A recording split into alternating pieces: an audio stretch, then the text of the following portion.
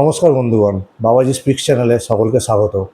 তো বন্ধুগণ, সুপার কাপে মোহনবাগান এবং ইস্টবেঙ্গলের মধ্যে যে ডার্বি ছিল, শেষ ম্যাচ, গ্রুপের শেষ ম্যাচ ডার্বি, সেই ডার্বিটা কিন্তু গোলশূন্য ড্র হয়েছে। এই গোলশূন্য ড্র হবার ফলে কিন্তু ইস্টবেঙ্গল কিন্তু কোয়ালিফাই করে গেছে সেমিফাইনালের জন্য। তো ইস্টবেঙ্গলকে এই ম্যাচটা ড্র করলেই চলতো, আর মোহনবাগানকে এই ম্যাচটা কিন্তু জিততেই হতো। তো এই ম্যাচটা কিন্তু ফলাফল হয়েছে 0-0, 0-0 গোল শূন্য ড্র করে, শূন্য ড্র হওয়ার ফলে কিন্তু মোহনবাগান ছিটকে গেছে সুপার কাপ থেকে। তো বন্ধুগণ, এই খেলাটা, ডার্বিটা, সত্যি ডার্বি মানে আমরা বুঝি কিন্তু যে একটা উত্তেজনাপূর্ণ একটা ম্যাচ দেখব, এই পাড়ার খেলা নয়। তো কালকে যেন দেখে কিন্তু সেই রকমই মনে হচ্ছিল, ডার্বিটা দেখে মনে হচ্ছিল যেন একটা কোনো পাড়ার খেলা দেখছি। আমরা ডার্বি দেখতে বসি মানে একটা এক্সপেকটেশন থাকে যে একটা উচ্চমানের ফুটবল আমরা দেখব, কিন্তু বিশ্বাস করুন বন্ধুগণ, একদমই ডার্বি ম্যাচটা দেখে কিন্তু মোহনবাগান ইস্টবেঙ্গল ডার্বিটা দেখে মনে হয়নি যে একটা উচ্চমানের ফুটবল হচ্ছে। তো একদমই মানে কি বলবো, মানে মরা খেলা, মানে খেলাটা দেখে কোনো উত্তেজনাই হচ্ছিল না যে হ্যাঁ, যে একটা অ্যাট্যাক, সুন্দর অ্যাট্যাক বা কিছু, যেটার জন্য আমরা বসি সুন্দর অ্যাট্যাক দেখবো, ডিফেন্স দেখবো। তো কিচ্ছু, সত্যি বলতে ভালো কিছু সেরকম ডার্বি ম্যাচটায় দেখতে পাইনি দু দলের পক্ষ থেকেই। আর মোহনবাগানের কথা বলবো, মোহনবাগানকে তো দেখে একদমই মনে হয়নি যে তারা ম্যাচটা জিততে নেমেছে। তো মোহনবাগানকে যে ম্যাচটা জিততেই হতো, শেষ ম্যাচ ইস্টবেঙ্গলের সাথে জিততেই হতো, তবে তারা সেমিফাইনালের জন্য কোয়ালিফাই করতো। তো সেই অবস্থায় দাঁড়িয়ে কিন্তু মোহনবাগানকে একটু মানে কিছুক্ষণের জন্য মনে হয়নি গোটা ম্যাচে যে তারা জেতার জন্য নেমেছে বা তাদের মধ্যে জেতার তাগিদটা আছে। বিশ্বাস করুন, একদম মনে হয়নি মোহনবাগানের খেলা দেখে। কেন জানি না, এটা কোচের স্ট্র্যাটেজির ভুল না প্লেয়ারদের এরকম করছে ইচ্ছা করে, সেটা বোঝা যাচ্ছে না। কারণ আমার মনে হয় প্লেয়াররাও হয়তো, কোচের তো ভুল স্ট্র্যাটেজি অবশ্যই আছে। কেন বেঞ্চে কি প্লেয়ার বসিয়ে রেখে কি তিনি বাড়ি নিয়ে যাবেন? বেঞ্চে তার হাতে বিদেশি তিনজন বিদেশিকে তিনি, Robson Robinho, Dimi Petratos, Suhail Bhat, তো এরকম স্ট্রাইকার থাকতে তাদের এত সুন্দর সুন্দর হাতে, তার হাতে অ্যাটাকিংয়ে প্লেয়ার থাকতে তিনি তাদেরকে বেঞ্চে বসিয়ে রেখেছেন প্রথম থেকে, যে ম্যাচটা মোহনবাগানকে জিততেই হবে। তো এইগুলো কেন, এইরকম স্ট্র্যাটেজি কোচের, এরকম ভুল স্ট্র্যাটেজি কেন হবে? তো জঘন্য স্ট্র্যাটেজি মলিনার, মোহনবাগান কোচ মলিনার জঘন্য স্ট্র্যাটেজি, প্লেয়ারদের বেঞ্চে বসিয়ে রেখেছে যেই ম্যাচটা জিততেই হবে। আর তো মোহনবাগানের খেলা সত্যি বলতে খুব খুব খুব খারাপ লেগেছে।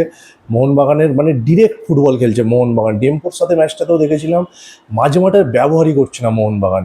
যে খেলাটা কি তৈরি হয় ডিফেন্স থেকে শুরু করে আস্তে আস্তে মাঝমাঠ হয়ে খেলাটা তৈরি হয়ে তারপর অ্যাটাকে যাবে কোনো টিম। তো খেলাটা দেখতেও ভালো লাগে সেই খেলা।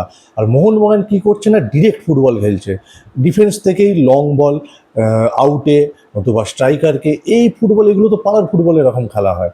পাড়ার ফুটবলে আমরা এরকম দেখি যে আমরা তুলে খেলে দিলাম, ডিফেন্স থেকে তুলে দিল, গোলকিপার লম্বা শট মেরে দিচ্ছে, এগুলো কি মাঝ মাঠের কোনো ব্যবহারই দেখলাম না মোহনবাগান টিমটার মধ্যে। আর ব্যবহার হবেই বা কী করে, মোহনবাগানের মাঝ মাঠে প্লেয়ার আছে কোথায়?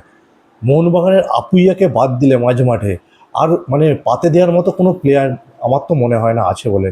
মোহনবাগানের মিডফিল্ডে কোনো বিদেশি না আছে, একটা বিদেশি সাইন করায়নি, যে ডিফেন্সিভ মিডফিল্ডার, কোনো একটা ডিফেন্সিভ মিডফিল্ডার সাইন করায়নি, অ্যাটাকিং মিডফিল্ডারও কেউ নেই। দিমি পেত্রাতোস সত্যিই তিনি তার ফর্ম কিন্তু ছেড়ে এসছেন এক বছর আগে।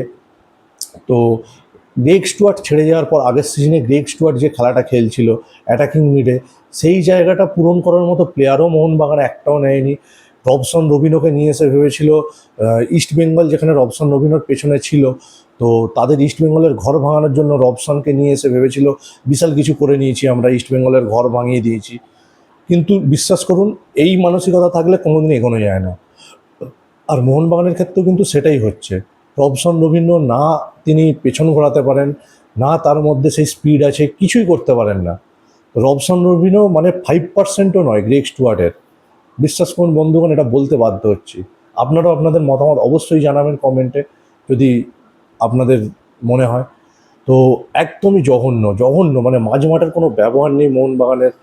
তো জেতার ইচ্ছাটাই ছিল না গোটা ম্যাচে।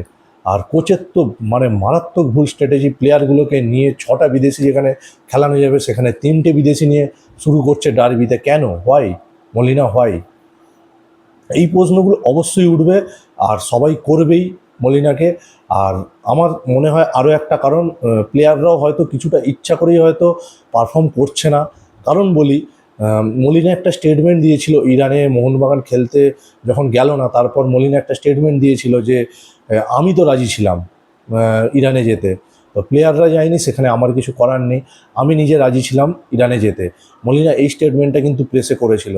তো এরপর থেকে আমার মনে হয় প্লেয়ারদের মধ্যেও একটা কিন্তু, প্লেয়ার এবং কোচের মধ্যে একটা কিন্তু ভেতরে ভেতরে আগুন একটা কিন্তু লেগেছে, সেইটা আমার মনে হয়।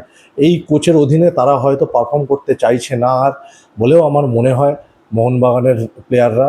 তো বন্ধুগণ, আপনাদেরও কি মনে হয় সেটা অবশ্যই কমেন্ট বক্সে জানাবেন। আর ইস্টবেঙ্গলের বলতে গেলে ইস্টবেঙ্গলের কিন্তু অনেক বেশি তাগিদ ছিল ম্যাচটাতে, ডার্বিটাতে। অবশ্যই এটা কিন্তু দেখা গেছে, মানে খেলা যারা দেখেছে তারা অবশ্যই দেখতে পাবে, যেখানে তাদের ড্র করলেও চলতো ইস্টবেঙ্গলকে, তো তারা কিন্তু তাদের মধ্যে জেতার তাগিদটা অনেকটা বেশি ছিল মোহনবাগানের থেকে। আর তাদের মাঝমাঠও কিন্তু অনেক ভালো, মোহনবাগানের থেকে অনেক ভালো মাঝমাঠ তাদের। কারণ তাদের যে মাঝমাঠের যে আছে বাসিম রাশিদ, যে ডিফেন্সিভ মিডে রাশিদ কিন্তু যথেষ্ট ভালো প্লেয়ার, যথেষ্ট ভালো হোল্ডিং মিডফিল্ডার।